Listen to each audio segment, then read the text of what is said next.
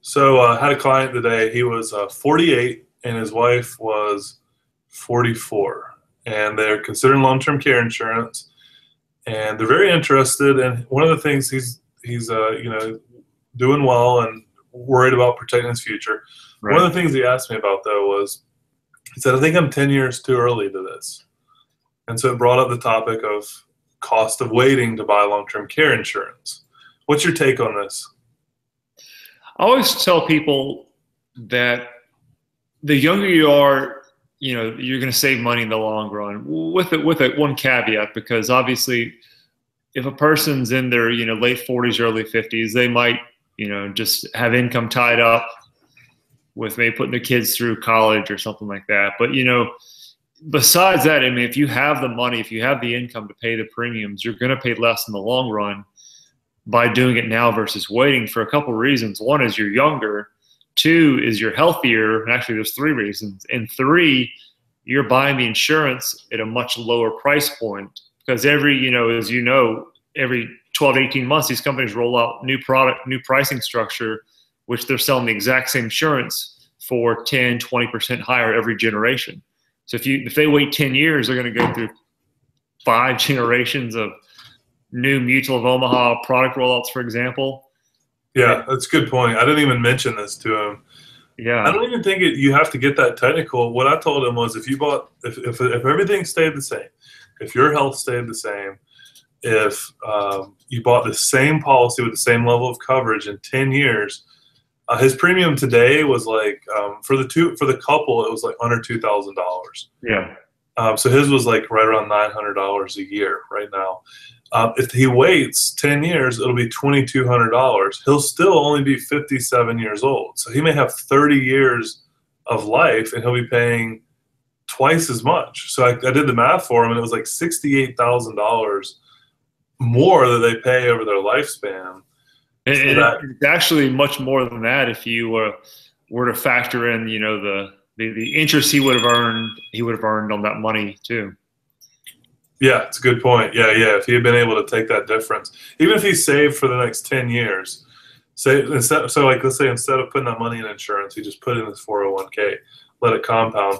Yeah. But then if he took the savings that he would otherwise have and put those in his 401k for the next 30 years, because that's the thing. I told him, I said, there's two good times to buy this. Number one is as young as possible when you know you'll be able to pay the premiums. And the second is right before you're going to be able to make a claim, like the day before. Yeah. You can't guess when that is.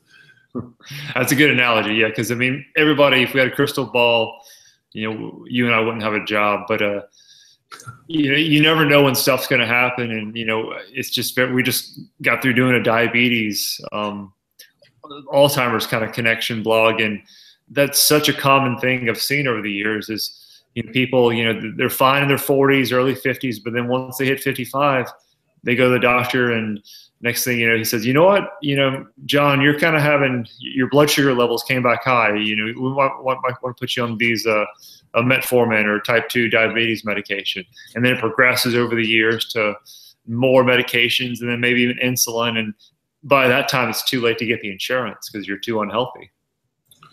And this is probably controversial, but the doctors are pretty trigger happy with medications sometimes. And with diagnosis, and they can write something in your medical records.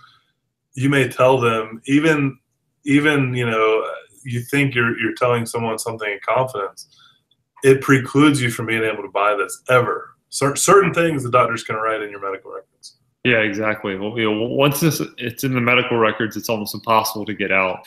So. Yeah, but for most people, it's just pure dollars and cents. So what are the steps that what things should they have paid off and out of the way before they consider one of these policies? I mean, I don't know about, ideally it'd be nice to have your mortgage paid off, but, just having the extra income, the $200-300 extra a month that you're not using. I mean, I don't think you need to be, borrowing money to pay the premiums, but most of the time when people get in their, 40s and 50s, they begin to pay off. They don't have too much debt.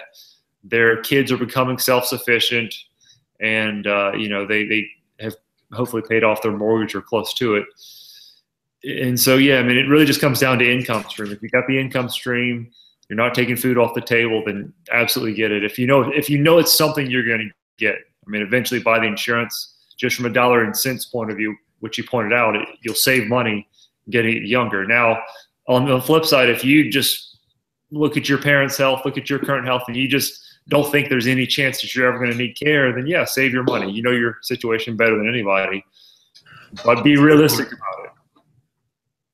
Yep. And then for, a lot of people have kids in college, and college is really expensive. So, I have several clients that are kind of on hold right now until their kids are out of college. If you're paying tuition right now, you might not want to investigate this until you're done paying the tuition, because it's something where you want to be able to continue to pay those payments, because there's no point of getting in.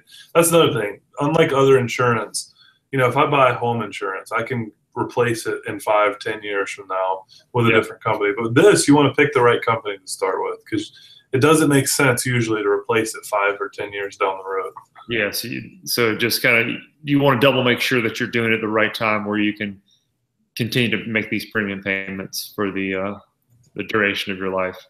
Well, just to wrap it up, I don't think anybody will be surprised that we are advocates of buying this at an early age, but it really does make financial sense for people. I mean, this particular client that I mentioned, he did decide to go ahead and move forward with the policy after I showed him, hey, you're going to spend all this extra money, because he said, I plan on living a long and healthy life. I said, well, then you should do this now if you're ever, like you said, if you're ever going to do it.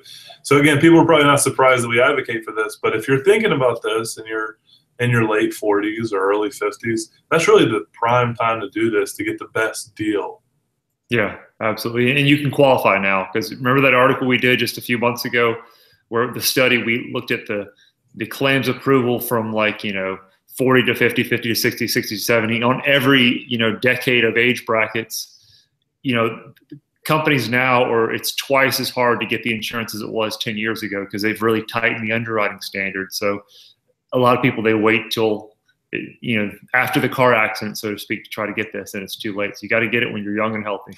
Yeah, that's a very good point. And not to belabor the point, but yeah, we did a study, and essentially it's literally twice as hard for someone to get this. So the wisdom given 5 or 10 years ago may have been to wait till it's, XYZ age, but that has changed. And I'll try to link to that from this blog post.